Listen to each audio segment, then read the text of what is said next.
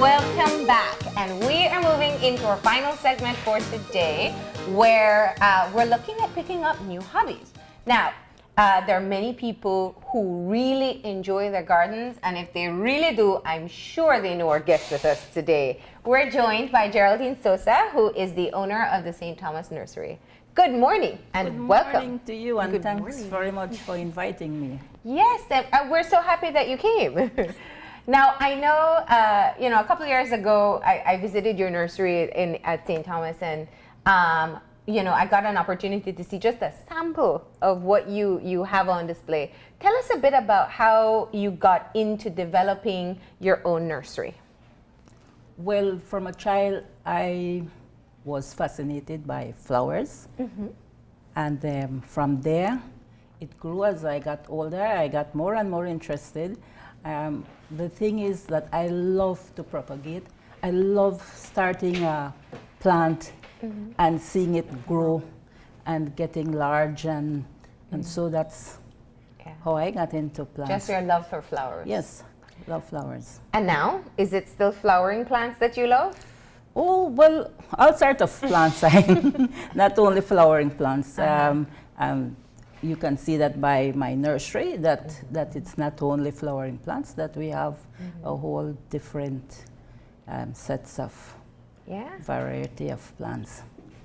Now, a lot of people find gardening to be very therapeutic. You know, they go and they spend time in their garden, or maybe they just have 1-2 plants in their home. Why do you think some people find it so comforting? I personally, mm-hmm. from my experience, I make sure that I start early with my cooking mm-hmm. and get in my garden because if I get in the garden before I start cooking, well, then I'm in trouble because and so that's the whole thing. You know, sometimes you have something on your mind mm-hmm. and then you get in your garden and you start to work and then it's like magic, it goes away, right? You start to feel calm, and so. What's the best part for you? What's your favorite part? Is it a flowering plant, a seedling that grows? The best part for me is seeing something that I started from this little cutting, mm-hmm. Grows into this beautiful plant, and that people appreciate that. You know what I do. Mm-hmm. And I always hear people have green thumbs. I suppose you have one. You have 2. Are you born with that, or is that something that you can develop? I think that nobody is born with a green thumb. Mm-hmm. I think it's just that a constant at it, because like everybody else, you start up, you do cuttings, and not everything will strike, not everything will grow.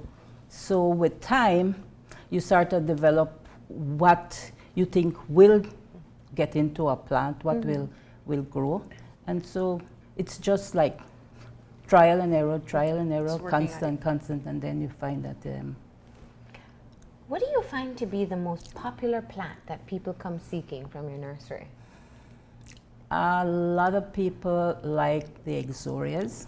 Okay, what are the Ixorias? You have to explain them to us. All right, the Ixorias is this little bunch of flowers. I think they refer to them as Napoleon, or so you might. A lot of people like those. Uh-huh. The reason is that it's in bloom constantly. Yeah. And that is what people want. People want constant bloom. People want things that they don't have to put a lot of effort in, mm-hmm. that it will just grow and.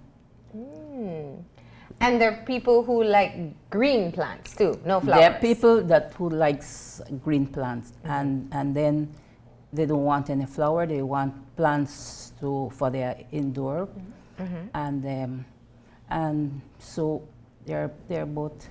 Mm-hmm. What plant would you recommend for someone that isn't really into watering every day and the whole low maintenance? Yeah.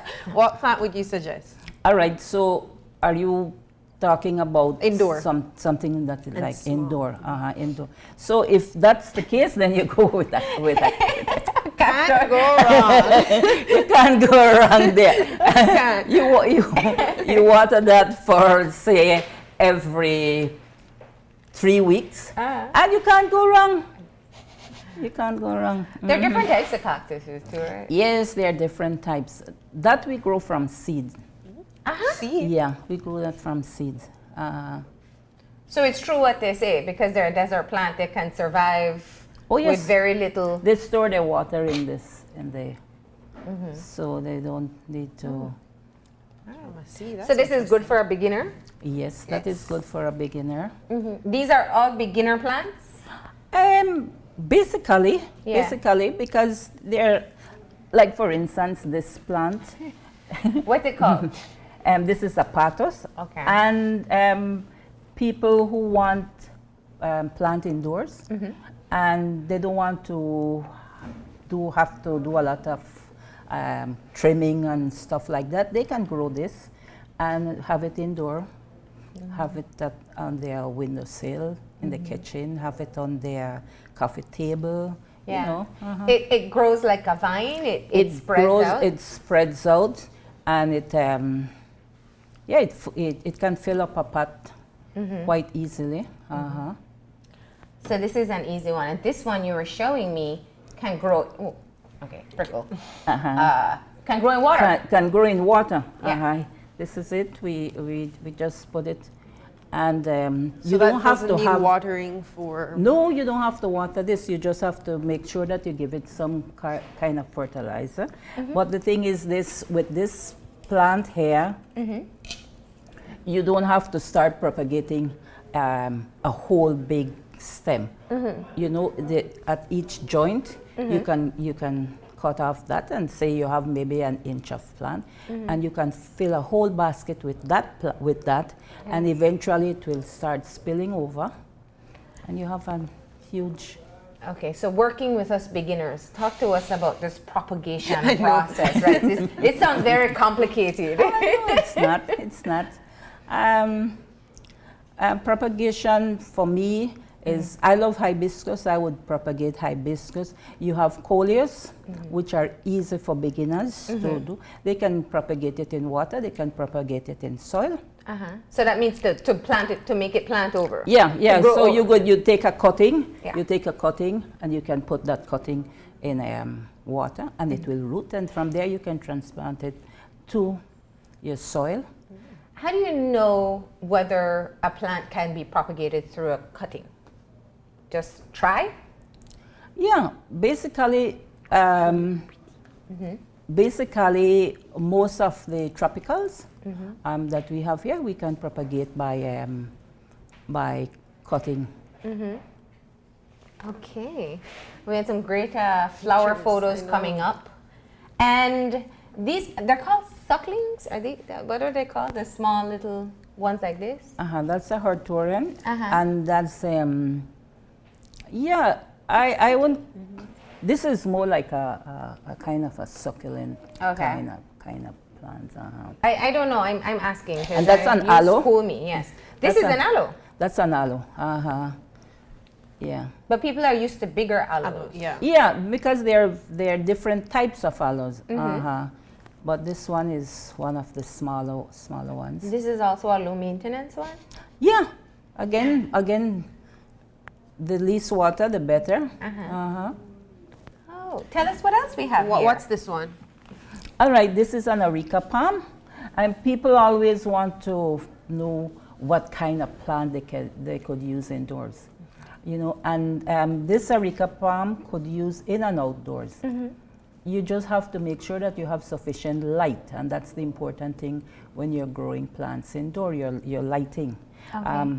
This other one is a sansevieria. They call it snake plant, and this plant is a versatile plant because you can have it in your bedroom, you could have it in your bathroom, and you could plant it outdoors, you know. And so that is.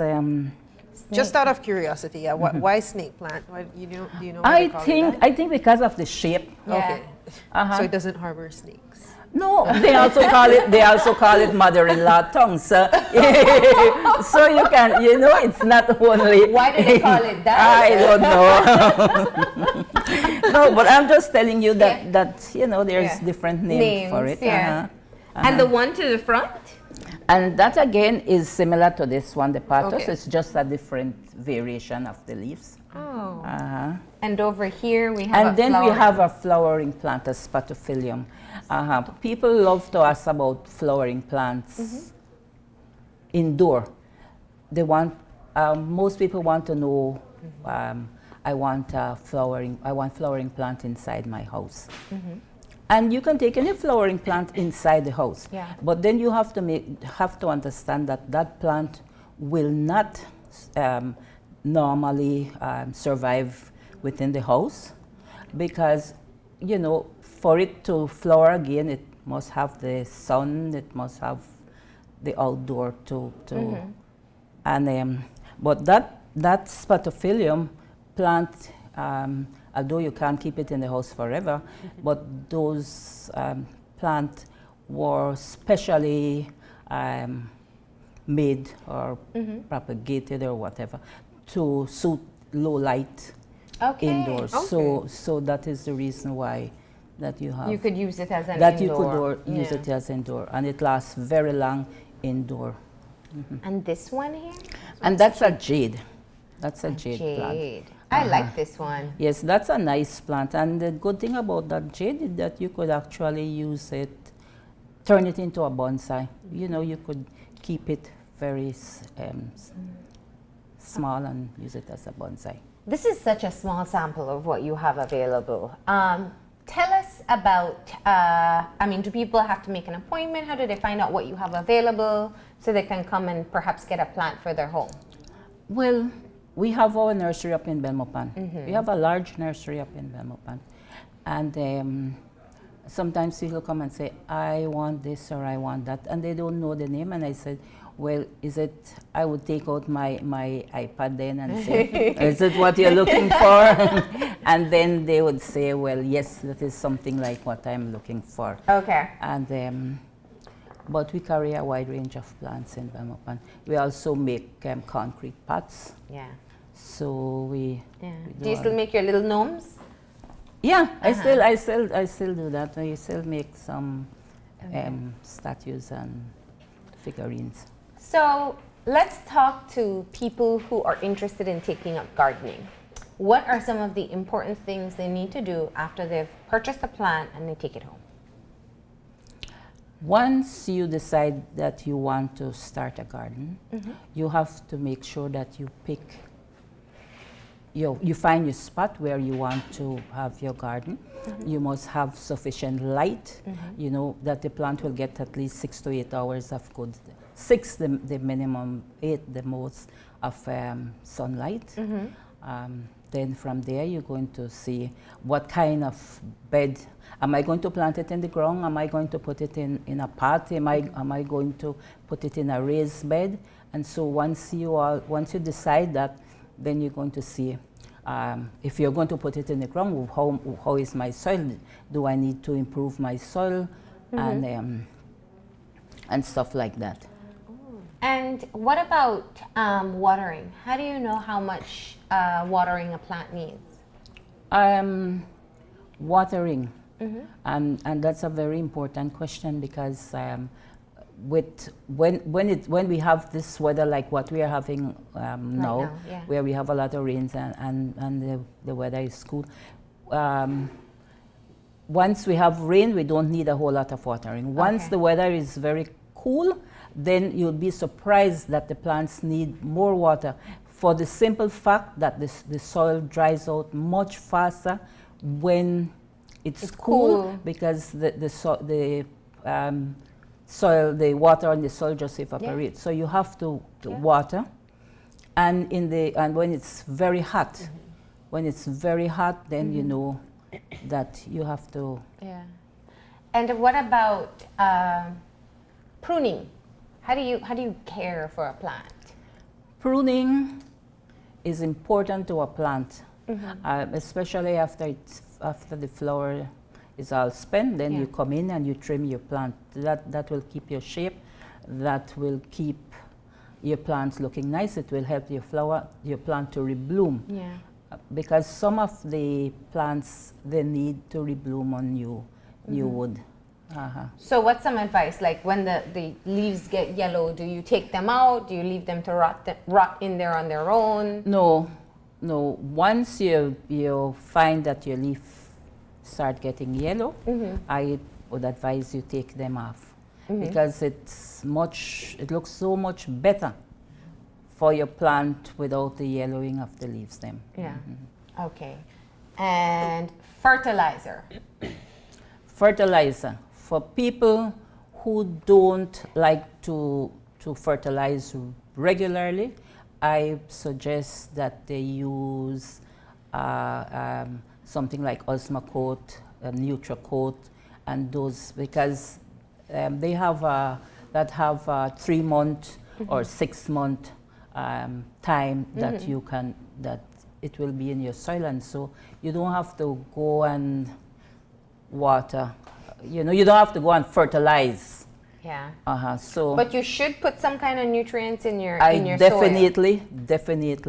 And if you're not interested in using commercial fertilizer, then you can see where you can get the cow manure, horse manure, chicken manure, and those are more organic types of fertilizer, and they do well. Yeah. And you mentioned gardening being therapeutic, but what other benefits would you say come from gardening? I think when you look at gardening and you think about the benefit to the environment, to your surroundings, the beauty that it gives to your home, to your space. Yeah. I think that. And it helps you breathe better too. Now, what's the most challenging or plant to grow? Excess watering. The ones that need excess watering? The people sort of water, sometimes over water, and that is very challenging for the plant. How do you know though? Do you touch the soil? Oh.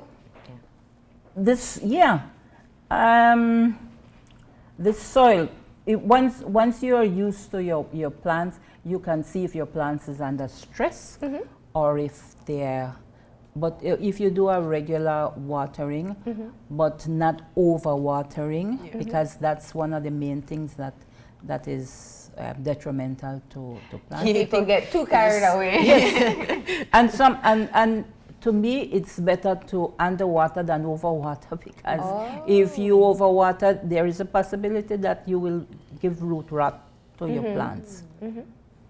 And flowers are very difficult to grow? No, the thing is, here in Belize, we have to look around and see what grows best here. And we like to think about all these imported things that we see, but and one really they look nice, but they don't perform well for us. So things like hibiscus, things like exorias, things like lantanas, those are plants. What do they call the tiger lilies? The lilies? Is it that was it called? Those grow easy? It doesn't look like you can say no, No, yes, so definitely I will say no. These things are nice for the season, for if you see them and you like them and you buy them for the season. But you don't you can't depend on them that they will come back next season or they. Well, if you buy a hibiscus, you know that will give you flowers every so much days or every day for a period of time. If you buy an exoria, you know that will give you so much flowers. If you buy alamanda, you know that you will always have blooms, because these things are proven for hair. And we like to think about things that are different. We're always looking for different sort of plants. Like everybody wants roses and orchids and then you have to be a slave to them. Orchids is good. Orchids is good See, because I it's always low. hear orchids are hard to manage. Is That's- that a myth? Yeah. Yeah, that's a myth. You know, if you buy the orchids that are suited, that like say you buy the Vanda's orchid, the ground Vandas, because you can actually grow those outdoors. If you buy things like dendrobiums, now Phalaenopsis is a little bit more challenging because with that you have to take more care with it because you can't overwater them. You can't, you know, it's so. But no, and the local ones and your local orchids. Nothing could be more beautiful than seeing one of your own local orchids in bloom. Okay, I'm gonna give the orchid a try after all. Yes. We'll see, because I already explained my plant situation. But your mom have a beautiful garden. She does. I think she hopes one of us will have a green thumb. But I mean, that's why I was saying there are some plants that I've seen and with my own experience that are really, really low maintenance. Like if you forget, if you perhaps fall behind on a watering schedule, it's going to survive. Yes, and that's one of the things that we have to be aware of. If you're a beginner gardener, then you don't overwhelm yourself with, you know, though you don't get too ambitious Like I want a rose that you want this, you want that, you know, because what will happen that you will overwhelm yourself, and then you won't be able to maintain it. So you start small. If you don't know anything about garden, then you start small. You might like zinnias, or you know, just get an idea from growing these things, and then from there, when you develop enough knowledge then you could or branch enough out. confidence, You could get then that you rose can garden. go. You could get ambitious and and then you start. And do you talk to your plants? Yes. And And we must all talk to our plants, right? yes, because if you talk to your plants, you're taking care of your plants.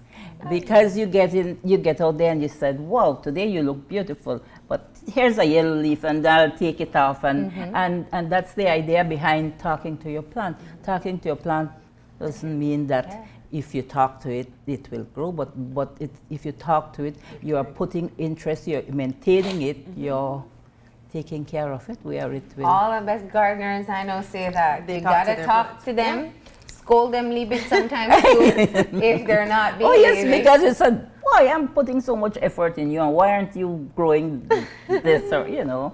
It's all a part of the nurturing process. Yes, because if you're talking to your plants, you're taking care of your plants. There you go. All right. So what's good for this season? What's good This for time of season? year? This time of the year, let's see. Plants that will, mostly I would say, things like jasmine that will flower, that will, you know, the things that will like the cooler season. And jasmine smells great. And they smell great. So that will flower around this time, and it will. Some of your orchids will begin to set buds because we have the cooler temperatures and stuff like that. All right. Any final advice to people who are just beginning? As I said before, don't overwhelm yourself. You know, you start small. You make sure that you have enough that you can take care of, and not too much that it becomes a burden to you. Yeah. Okay. Well, of course, your main nursery is in Belmopan. We're in Belmopan. We are right in front of the roundabout. You know, the Running Man. We have our nursery there. And so that's and if people want to contact you to find out if you have a plant, Yes, my number is in the directory. and they can stop by the St. Thomas. And they nursery? can stop by my house and ask, and then they can say, well, I would like this plant or that, and can you bring it for me? Yeah. And then, of course, we will. You will do that. Yeah. All right. Well, thank you so much for coming in and sharing some tips for beginners or for people who want to venture into gardening as a hobby. Right. We are going to go ahead and take our final break, and when we come back, we'll have our wrap-up.